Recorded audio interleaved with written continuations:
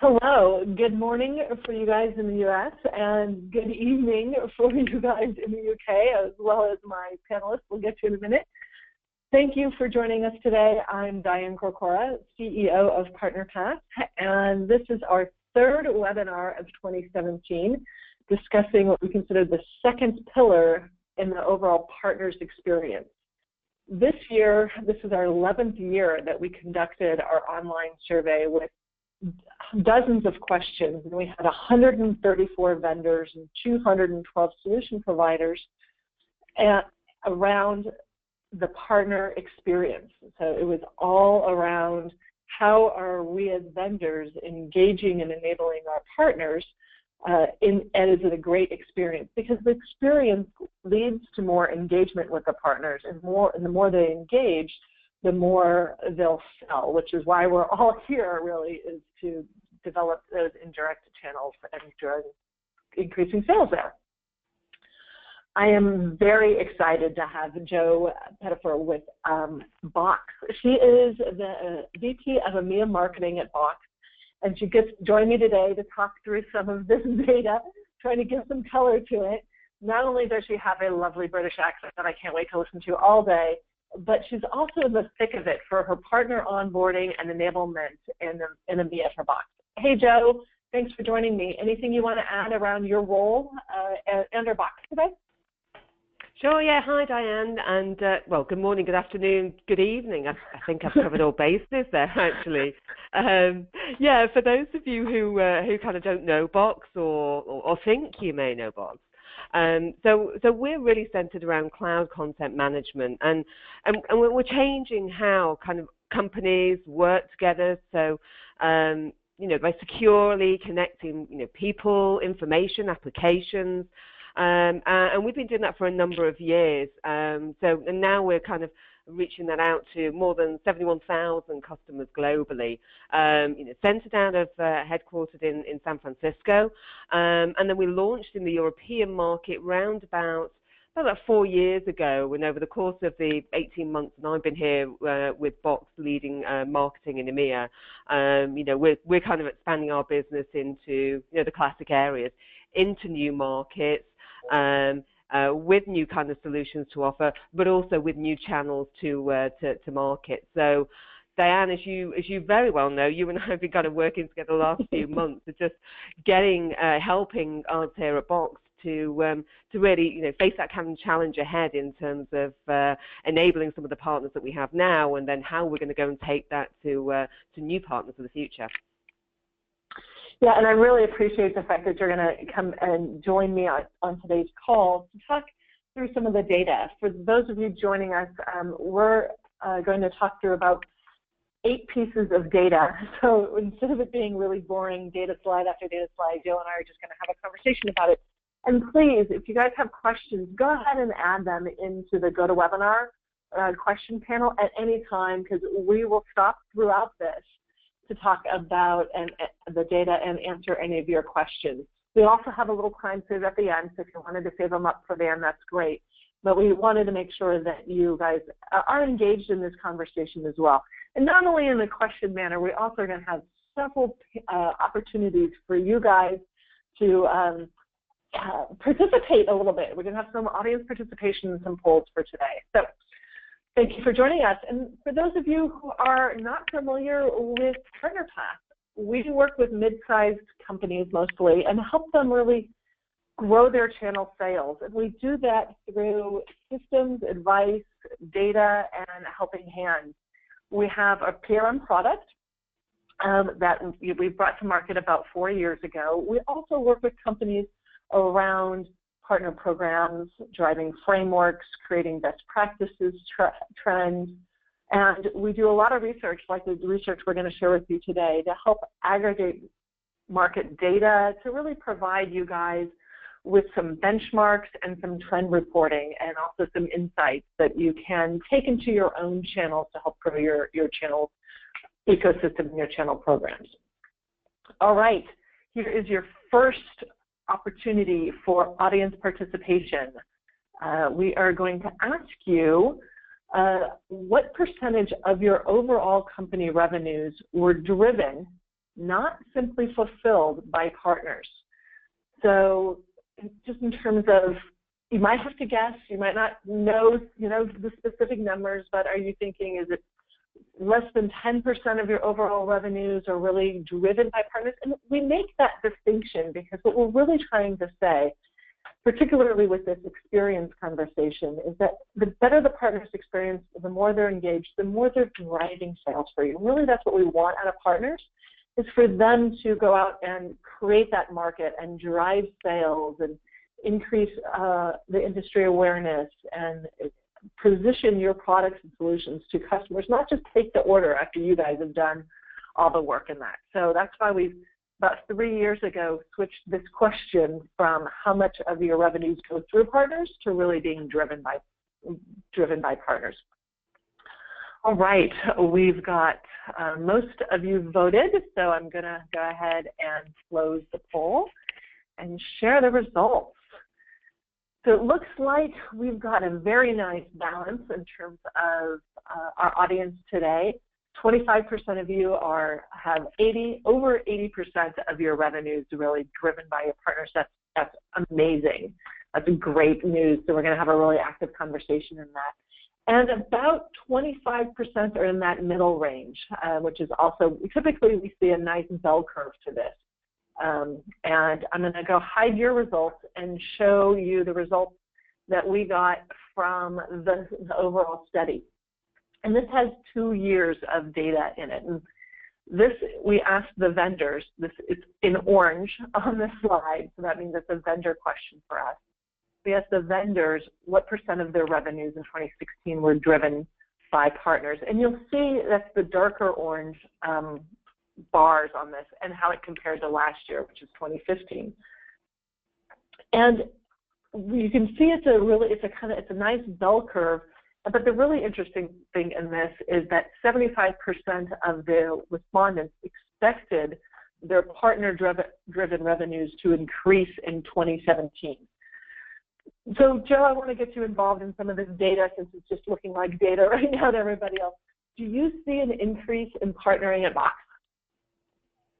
Yeah, certainly. I mean, if I look at kind of the evolution of Box, and particularly the work that I'm doing here in EMEA, we're increasingly partnering.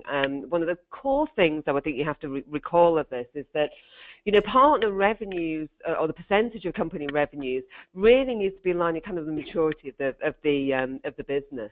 So the more mature that you get, then the more repeatable you can make that partnering relationship. But for us here in EMEA, as we expand out to kind of new markets, new geographies, new territories, a lot of those kind of key relationships are held by channel partners. So it's not a question of are we increasingly partnering with partners in the region. It's a strategy that we absolutely have to do.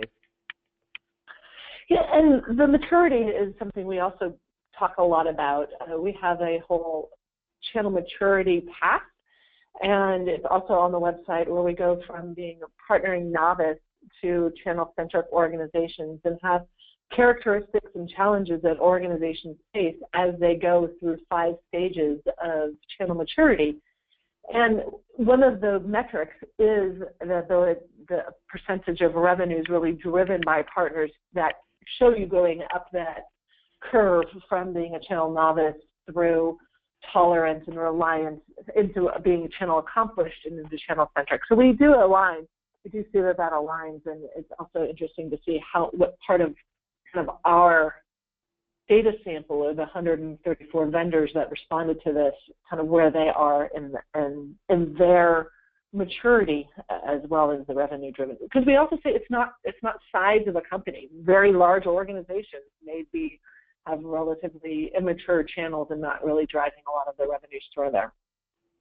But the cool thing is that no one said that their partner-driven revenues would decrease in 2017. No one out of the study.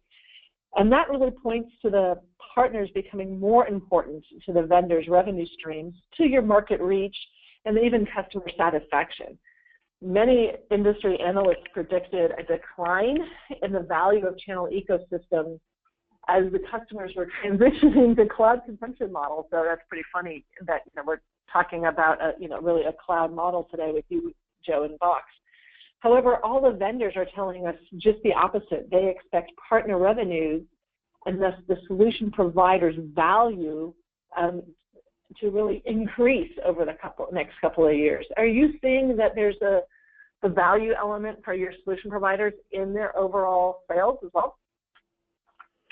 Yeah, so it's interesting. We see it in kind of two ways. If you look at kind of some of those solution providers and the evolution of where partners have come from in terms of, selling product and then, selling the software and then selling solutions and then selling services, increasingly, particularly in the world that we're in, where, a huge amount of digital transformation is taking place in the industry right now at a customer level. So the nature of kind of the solution partner business is going to have to change to evolve to that, to be able to help their customers about how to make that digital transformation across their business. So we kind of see it twofold, that actually the solution providers are having to drive a more consultative sale to show and work with customers about how they make that transformation. But also we kind of see it secondary as well, is that partners are increasingly, developing their own kind of solutions that they can drive further revenue streams. And, using Box as kind of a platform, that centralized, content management platform, based in the cloud, provides them that kind of the platform to go and build their own solutions that they can then sell out to their customer bases. So it's the advent of kind of, cloud technologies is really interesting in terms of that shift that's happening for partners. Right. It's almost like we practiced that, which we didn't. We are definitely seeing this kind of power, what we call a power shift to the partners. And there's three really trends that show in our data that the partner ecosystems are having more and more power in the overall vendor solution provider relationship. And one of those is that end customers are increasingly demanding full solutions to their business needs, not just point products or specific technologies, as you just talked about, right? Not only are they putting together different vendor products, but they're even adding their own bits of technology and creating bits of technology to make those solutions more sticky. Those partners are really, designing, developing, delivering these solutions, and really consider the customer as, the end customer being their customer. They're considered a trusted advisor. And even though they may sell them Box and other technologies, it's really the solution provider starts to think of it as, that's my customer, not necessarily a Box customer. So they feel they own the relationship, which every time I say that, everybody's jaw drops, right? And they're like, who owns the relationship with the customer? Well, the person that's actually delivering the solution, and there's feet held to the fire. And then the third point is that the solution providers are also getting much more sophisticated about measuring the profitability per vendor line. That in years past, they kind of knew who they were being successful with who they were selling, but it's no longer just what gear is going out the door. It's the whole evaluation of how long did it take me to get enabled? How long is my sales cycle? What investment am I making in this technology or this solution, and what is my return? So they're really starting to measure that, not just seeing, kind of a revenue flow through their system. So, Joe, are your partners developing overall solutions? Are they reselling, referring opportunities to you? Can you share a little bit of your model with us? Yeah, so actually it's interesting. We kind of have almost three sort of models, here. One is the kind of the classic resale, which is great, which is fine, and we encourage and we welcome more of that, and we're starting to kind of see that grow. The second element is that consultative kind of sell mode. So that kind of services-driven delivery from that perspective, and then the third element of it is this whole custom line I talked about earlier, as taking Box as kind of their platform to build their services out that they can go and offer. Particularly you talk about that, sophistication in terms of profitability per vendor.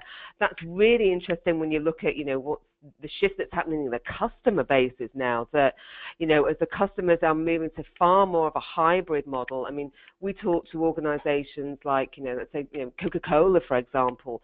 Coca-Cola had sort of 9 different data centers across the world that they were managing themselves. They've closed that down. They've moved entirely to a cloud-based model. So think about the impact on partners of that. There's no kind of on-premise stuff or services to manage anything more than that. That's entirely in the cloud. So that's really shifting. It's going to have the impact down the line on the change of the partner's business model. And I think that's us as vendors. That's our kind of responsibility to look at, okay, well, if that's what the customer shift is happening out there, what is that impact going to look like on the partner's business? Absolutely, and it's these 2 things that we've just talked about. One is the first thing was the revenue driven by partners, right? We're seeing an increase in the overall revenues driven by partners, and then there's also this idea of a power shift to the partners in terms of the solutions and them owning the relationship, which is why we believe that providing an excellent partner experience is more important than ever. And we're going to now give you guys a second opportunity for a little participation, get in on this conversation with us. Which of these elements, when we're talking about partner experience, do you feel are most important? And you can choose 2. You can only choose 1. Amanda, it says choose 2. Her eyes just got really wide. You only get to choose 1.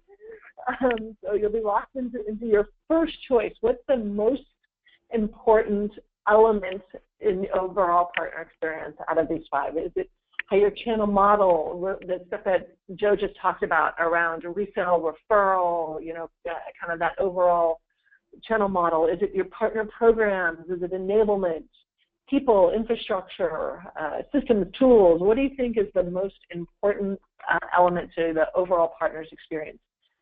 And I'm going to give you another couple of seconds and then close the poll. All right. Well, you guys are cheating. You think that considering that we're having a conversation around enablement, that would be the most important element. So 50% of you said enablement, 31% said people, 15% said partner program, and then no one likes infrastructure. That's very interesting. Okay, well, we will now talk a little bit about going into the overall pillars of partner experience. And surprisingly enough, the solution provider respondents, okay, now these are the solution providers, the 212 solution providers that answered the study in the end of last year. We asked them to rank those 6 areas. We cut one off for you guys, to the extent in which that affected their overall experience with the vendors. And people ended up way above anything else, particularly program policies and performance metrics, which we didn't even give you guys as an option in your poll. And really how people ended up way up there, but enablement was number 2. And that's the thing that we're really going to talk about, is how important enablement is around the overall experience. It has a huge effect on their ability to sell your solutions, their success, and that's your success. It's really a transfer of knowledge and skills, and it incorporates so many connections with your organization that it's not a surprise that it's so high up there in terms of partner experience. Joe, do the order of these elements surprise you? Not in the slightest, no. I think it's all about, it's a relationship, right? So you need kind of people in that mix. You need people and enablement. If you think back to, probably everybody on this call has got lots of experience in terms of, building kind of partner portals, building kind of training programs, and the online kind of training program is good and it's important. But, I think about our experience as a kind of a relatively new vendor in some of these marketplaces. We have to get the people in front of it. It's the people working with people. It's that old chestnut again, but you know what? It's true. So, that sharing of scenarios, sharing of that knowledge, that's why we have like channel managers. That's why we have channel SEs and pre-sales people. That's why we kind of do account mapping for our, account execs or field sales teams with partner sales teams, because they want that. That's what organizations are, about. It's about the people element of it. And that's what people engage with. And I think, more and more as, I think partners out there, so many vendors to choose from. The difference is going to be to them about, who gives them that richer experience in terms of that, that knowledge help and that transfer. So, and that's all about people and enablement, whichever way you look at it. Right, and today we're going to do a deep dive on the enablement pillar, and we'll be going into other pillars in subsequent webinars, and we did some people's conversation last month, if you guys want to go back to that. However, this is your last opportunity for participation today. I know you guys have been doing great, but we're going to give you one last opportunity for audience participation, and really want to ask you, what is enablement? If we're going to go in a deep dive on this enablement pillar, which is very important to the overall partner's experience, I think we might want to define it. So what includes enablement for you guys? Is it an industry expertise that you're enabling the partners on kind of the industry? Is it technical skills, marketing capabilities? What do you guys consider when the partner is actually enabled? Okay, it looks like you guys were Johnny on the spot on that one. Were prepared for it a little bit more quickly and getting all your votes in. Looks like we've got almost 100% voted. Wow, thank you. That one would seem to be an easier question than the other two. Great, I'm going to go ahead and close the poll and share the results. And if you guys agreed, it's kind of everything on this slide, right? That it's from sales and prospecting skills, which was kind of the highest ranked, to technical skills. Then you came down into marketing. Marketing ended up third in your responses here. Sales delivery, services delivery, and then even industry expertise. Very interesting to see kind of how you guys rate and rank enablement. It's a tough question, that's for sure. And we're going to go through and talk a little bit about what enabled is anyway. So for us, we talk a lot about a fully enabled partner can independently initiate and complete the sales process and can effectively implement and support an overall solution. So we're looking at, how can the partner be self-sufficient in this? They can deliver customer value with solutions that ensure long-term, mutually profitable customer relationships. It's a very specific definition for us. All the while, certainly creating a profitable business growth for themselves and you. So it is a complex question, right? It's not only can they conduct the sales process, but support the solution, deliver customer value with an overall solution, not just a point product, and also grow a profitable business for themselves and for you guys. I know that's a lot. Joe, how are you measuring partner enablement, or what is truly enabled to you? What does an enabled partner look like? Yeah, so it's interesting here. So, this is where you may disagree with me here on this one, Diane. But, a fully enabled partner, does it ever exist? If I think about, your sales organization, so much is kind of changing in the dynamic. So, if you're there kind of with a checklist of going, okay, well, partners, these many partners completed these courses, great, signed off, that's a fully enabled partner. Enablement is an ongoing, iterative process. So in terms of measuring the partners, yes, there's an easy measure to say, okay, what is the uptake of, these particular training courses? How many people completed it? Did they complete this ratio of salespeople to technical people? But for me, I kind of like to go more in terms of, okay, well, what's that time to market when a partner is fully enabled? So how competent are they to do that independently, initiate and reducing that time to when they, source an opportunity to be able to kind of close it themselves? And what's the reduction in the dependency on our internal resources from sales and pre-sales to help that partner? So fully enabled partners, not sure they actually exist. My point is, though, it's got to be an iterative process. It's got to be a continuum. I would agree with you. We don't disagree on that. Enablement really has shifted from being viewed as an end game, where the partner was enabled when they could accurately sell and successfully implement a product, to really an ongoing activity. It no longer means just technical skills and certification. It's really more of an as I mentioned, an ongoing process. And long gone are those days when the partner hit a threshold and we said, voila, you're now enabled. Right? It's a ongoing, how do we continue to get the partner self-sufficient? How do they understand business transformation to a cloud model? And we get partner-to-partner facilitation in there around enablement as well to build that full solution. Talent acquisition, right? They tell us time and time again, the partners do, that the hard part is really how do they acquire the talent, and that's, I think, part of enablement as well. So really, it crosses all aspects of helping a partner be self-sufficient, from that services delivery to sales and marketing. And, we even call it empowerment instead of even enablement, to expand that definition, because today we're going to go on and really talk about more of a skill set of around enablement versus kind of this larger holistic version of empowerment. But Joe, so you just expanded upon this definition, and what do you think of kind of these elements of that overall holistic empowerment? Yeah, I think it goes back to that kind of people response. I view, and I believe vendors have to view, partners as an extension of their sales team or their technical teams. So exactly the same sort of way internally you would support your own internal, sales teams and SE teams or whatever it is.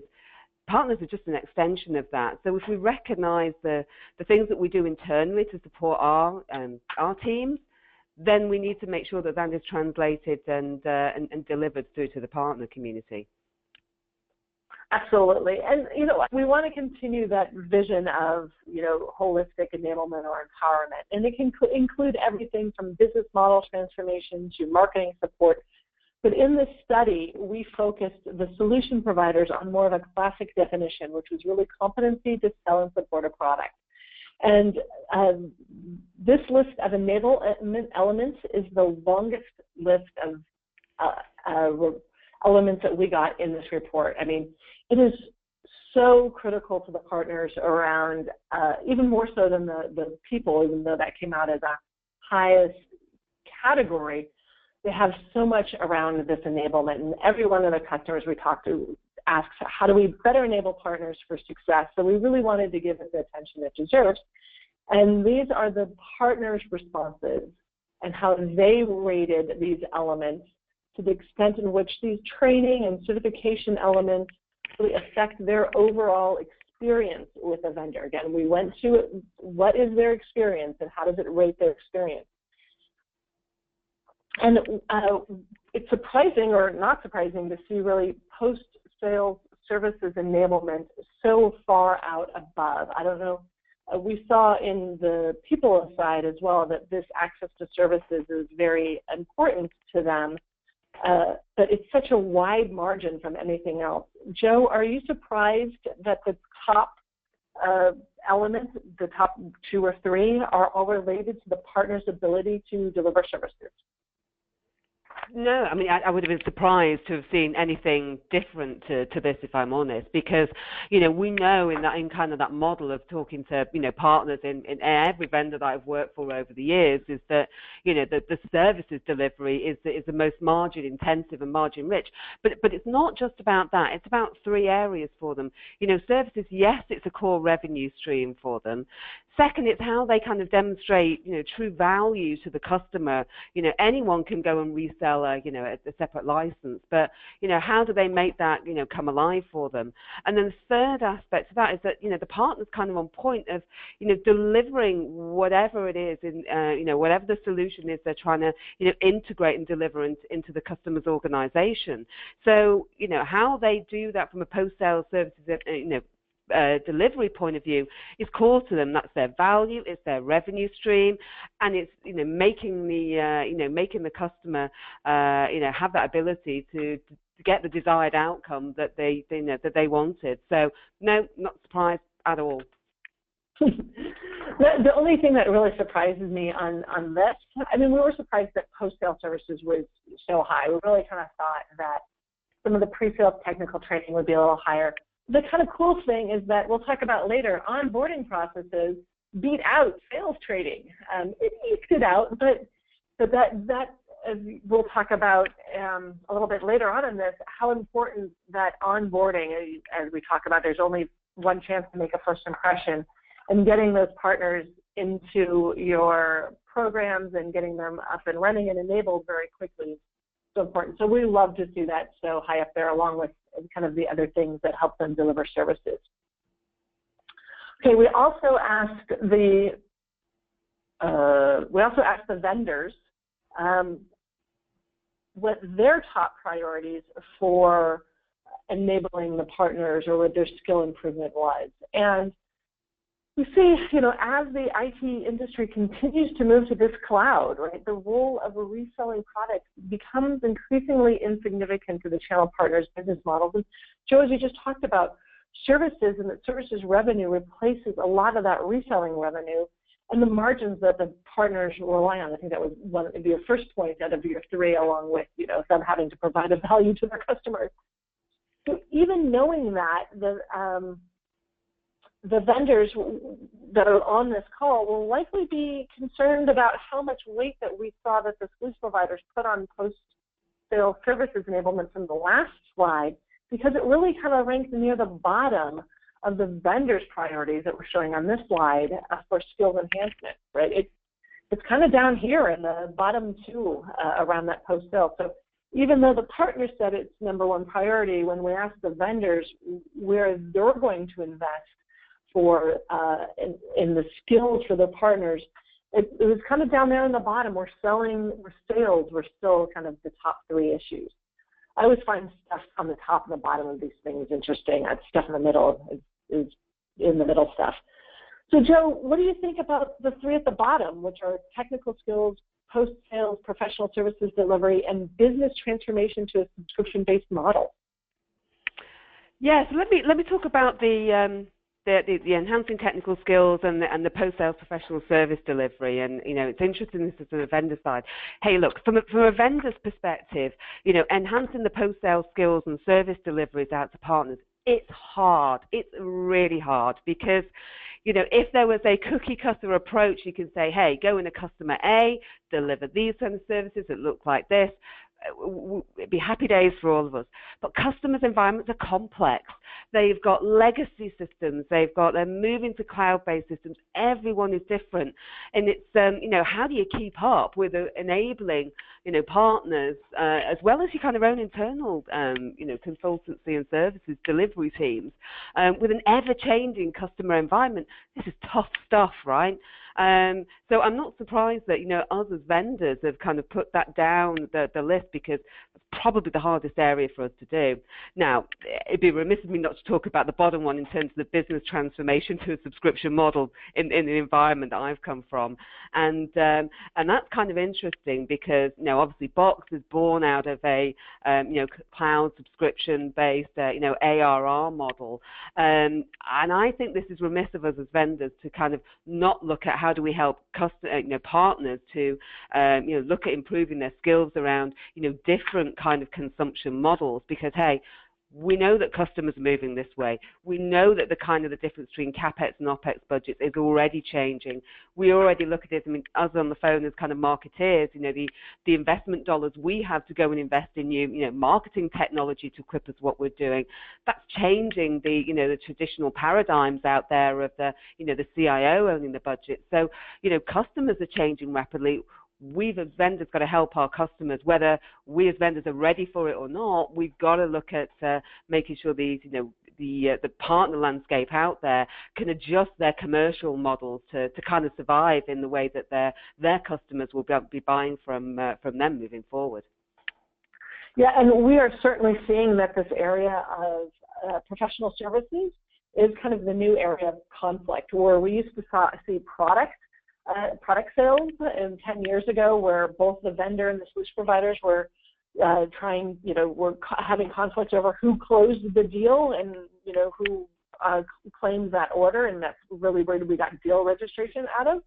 But this idea around both of the vendors wanting those professional services and the solution providers needing them for their business models, kind of the next generation of channel conflict, as we're going to have to, as an industry, go in and solve for this, because both sets really expect those professional services, and if the solution providers are providing a full solution to a customer's need, then services need to go along with that, particularly consulting and policy change services. So I think it's really interesting that how low it becomes on the vendor's priority around how do we train and enhance our skill set of our solution providers.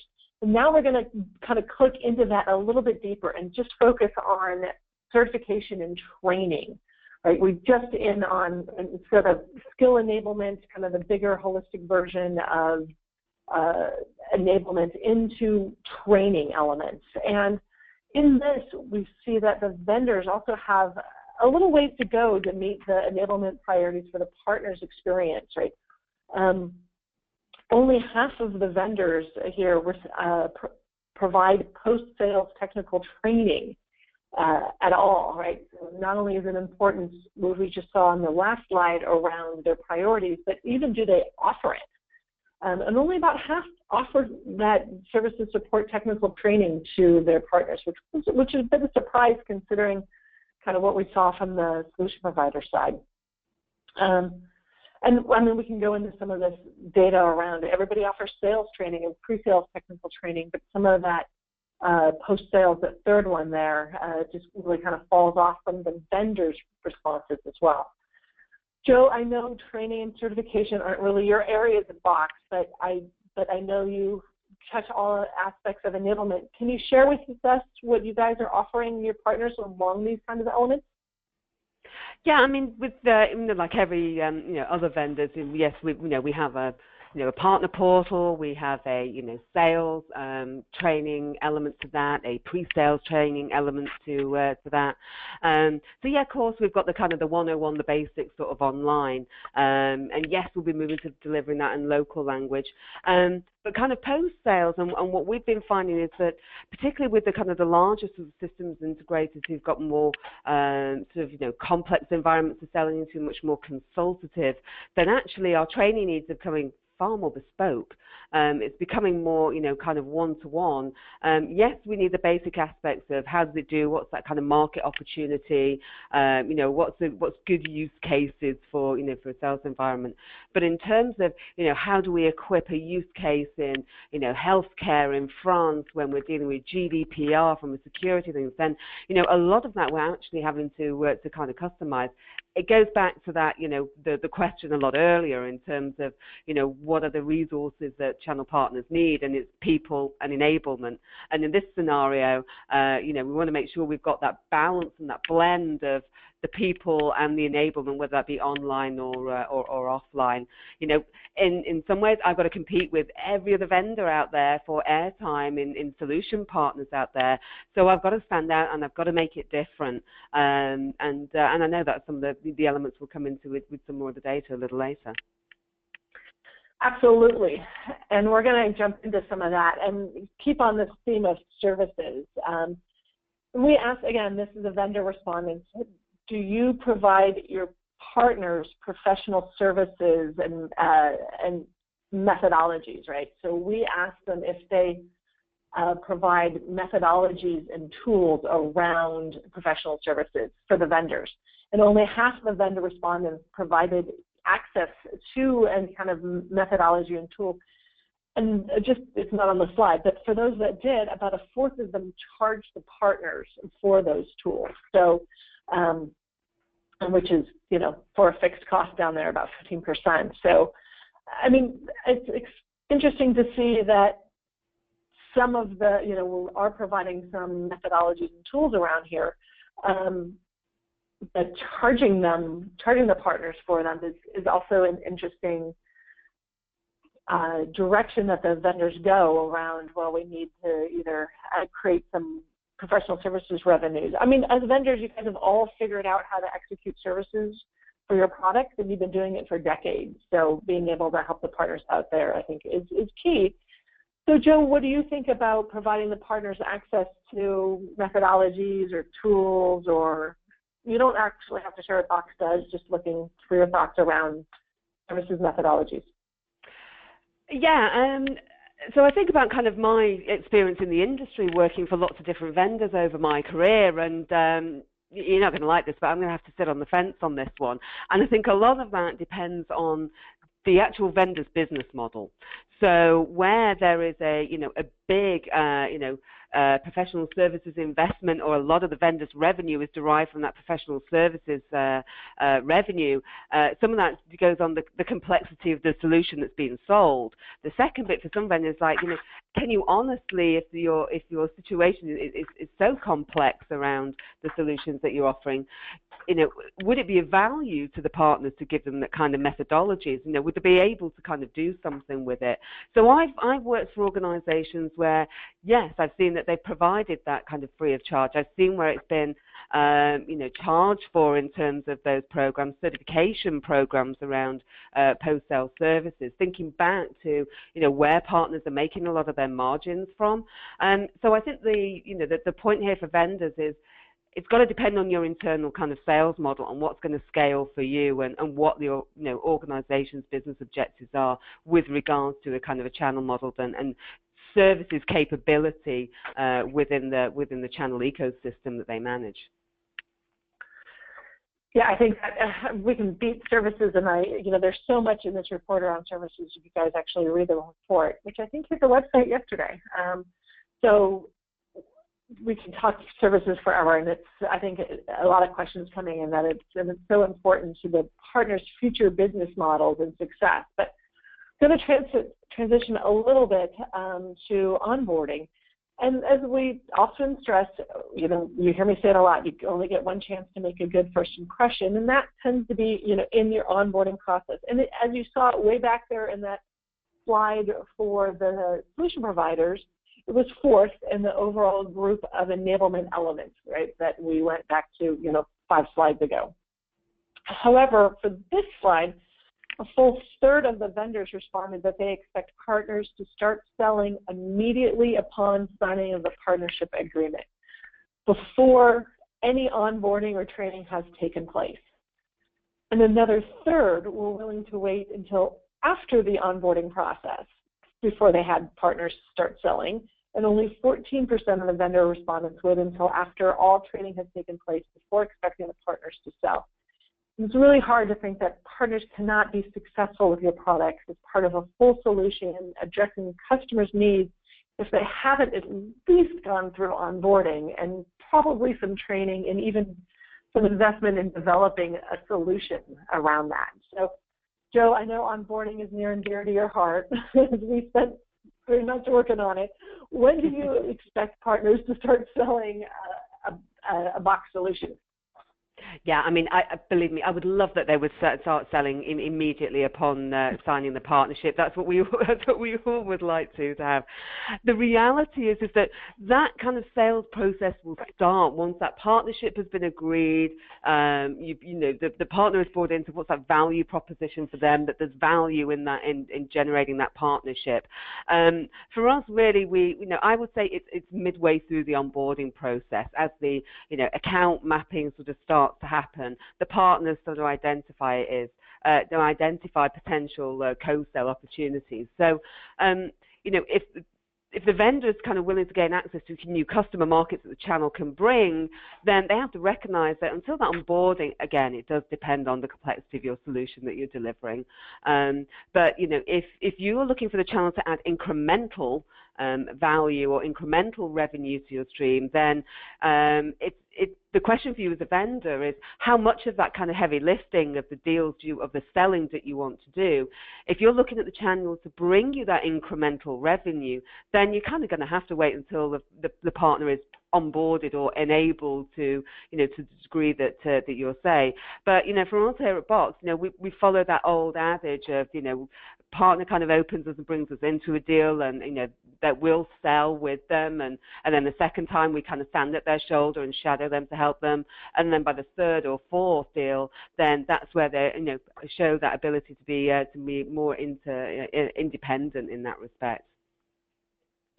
Yeah, I mean, everybody would love a partner to come into your environment and your ecosystem, having already known everything about you and being able to bring you a deal, right? But we find that if they're selling too early, they're only selling on price because they don't know enough about your, the value proposition. They haven't built that value proposition to a customer. So we really encourage to be a little bit patient and get the partners and some of the people through the onboarding and do maybe a little sales training and a little technical training and get them selling a little bit, and then a little bit more sales training to get this into some bite size, so they can actually go to market with a solution that will meet a customer's expectation, because there's nothing worse than them making promises that it will do something that it does not do.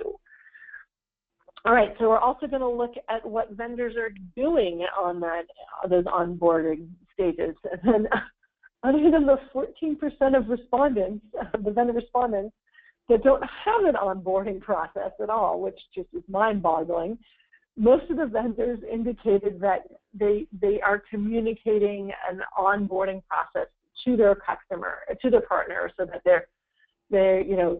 they've defined a process and they've clearly communicated on it. The third one is that they've formalized and documented it. So that's interesting that more people are communicating the process than have documented it.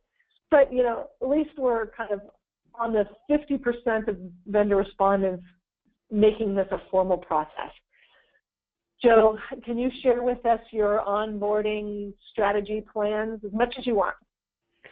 Well, Dan, I'm delighted to say it's not the bottom one. I'm delighted to say we do have the onboarding process, and that's something yay! We say that's something you guys have kind of been helping us with. But I think all of those elements from the above are really important in the onboarding process, and it's interesting that the onboarding can go not just from the sales and pre-sales or post-sales, but it's got to be kind of if you're a direct vendor with direct relationships, what's that kind of order management process? Very often these things kind of break down at the God, how do we send you guys an order when on that glorious day when we get our first order? So we've kind of spent a lot of time investing in making that onboarding process easy, straightforward, visual, viable, and just easy access to, to those resources, and put it all in one place. I mean, nobody wants an 80-page, partner program guide with, reams and reams of words. So, just get them to the right information, to the right tools in as quick a time as you possibly can. Yeah, and I think that it's, so important to make this little kind of bite-sized pieces, right? As a partner organization is coming in to say, hey, we're excited about your technology, because it's usually a technology that drives them wanting to engage with any vendor. How do you get a little bit of onboarding or a little bit of sales and engagement, and then let them try selling, as you said, like over the shoulder or four-legged sales calls, and then a little bit deeper, and then being able to have a process that goes through a 30, 60, 90-day kind of engagement or enablement process. I think that, as we've talked about for years, it's so key to kind of get them off of the bench and engaged in kind of playing the game here. All right, so we've got some questions, and we've got some time for questions. Very exciting. We've got about a couple of minutes here, maybe 5 minutes for some questions. The first one was really around that discussion we had of professional services, and how do you address that conflict between the vendors wanting professional services and their partners also wanting and needing that professional services. So because we've it's a revenue stream, and it's a revenue stream that both organizations are expecting or wanting or needing. So just from us as PartnerPath, there's a couple of ways that you can address that. One is to kind of segment out your services, your professional services. What used to be called a hard deck when it was product, right? What are advanced services that you guys are going to offer, and what are the services that you expect your partners to be able to deliver that creates a revenue stream for them and ingrains them in the customer and really makes them that trusted advisor for the customer. So that's one, right? How can you segment what you guys are both doing around services? And then the second piece we've seen is incorporated and included in the deal registration process. So as the partners are saying, hey, I'm working on this opportunity, and it's going to have this many licenses or this kind of product for you, that also their services expectation is included in that deal registration process, so that they're saying, no, I'm thinking about services and I'm expecting to do this, that, and the other thing. And at the stage of the deal registration, so that they're communicating very clearly to you guys what their capabilities and their expectations are, so that that you kind of as a vendor then don't step on top of them around that professional services. Joe, anything else you want to add to my explanation for that question? You know, I think you kind of nailed it there, actually. I think the question for the vendors is, you've got to figure out on the post-sales services what you're willing to open up to a channel to do. So what are some of those, you know, either steps 1, 2, or 3 levels? Do you want partners to get you the basic services or the really complex stuff? What's going to drive more kind of revenue overall for your organization? And I think, you know, whoever asked the question is quite right. It's a tough one, right? It's a chicken and egg. It's either, do I give away kind of or open up my kind of professional services to the partners who may not deliver it terribly well, and then I've got a customer sat issue? Or actually, you know, by freeing this up and bringing partners in with the right skill sets, this can free up our post-sales, services to go and develop further services. So it's a challenging one, but I think being able to segment, okay, you know, what can we at that kind of entry level, what could we pass out to our channel, make sure that they can deliver it, we've got that confidence they can deliver it, and then start layering on. So don't do it all at once would be my advice. And then we got another question that's really targeted towards you, Joe. Do you recommend having a marketing in a box, like a kit, as part of enabling a partner, or first kind of a one-on-one sit down with them to understand their needs? So do you create that kind of tool set for the partners to go deliver, or do you create specific programs with your partners? What's your kind of perspective on kind of that marketing enablement? Yeah. So I don't sign up to the kind of the view of, here's a marketing set of campaigns in a box, partner, come and put your logo on it and away you go. I don't think that's what any partner wants anymore. However, what they do want to do, so that marketing in the box kit is, what are those assets and what are those themes and what are those talk tracks that can augment what a vendor is doing. But I do believe in that bespoke nature of doing it with the partners, taking it and translating it into their language. I've seen partners lots of times over the years going, I need you as a subject matter expert to be able to equip me to translate and tell that story to my customers in my language through my kind of communication vehicles. So yes, create those programs, but look at that bespoke as to bespoke nature in terms of, they're not selling a point product anymore. It's not like they're going out saying, here's this product, this is what it does, this is it. They're building it into a solution far more often than not. So in which case you need to give them the assets, the resources to build it into their overall pictures and their overall stories. That's a great answer, and I completely agree that it needs to be more assets that the partners can pull together to create a campaign, right? You spoke earlier on in this discussion even around digital transformation, right? And it's no longer just, here's a data sheet, slap your logo up on the left-hand corner, and send that out to your customers as a partner. So I agree, kind of the marketing in a box is too generic for these guys at this point, particularly for doing what we want them to do, which is incorporate it into an overall solution to meet their customers' needs, depending upon vertical markets and other things they're selling and what they're bringing. So I want to thank you all for attending today's discussion on enablement around the partner experience. And certainly, Joe, thank you so much for your enthusiasm as well as your candor. I really appreciate it when you're willing to share really what Box does, because there's a lot of people on this call. For all of you that are attending, you will get a follow-up email with a link to the replay of this webinar, so you can look for that in your inboxes if you need to share with anyone else. And next month, we're diving into the third pillar of partner experience, which is infrastructure, which is a favorite topic from me and clearly near and dear to my heart. So we'll be going into the infrastructure pillar next month. I hope you can join us for that. And again, Joe, thank you so much for joining us today. Thanks, Diane.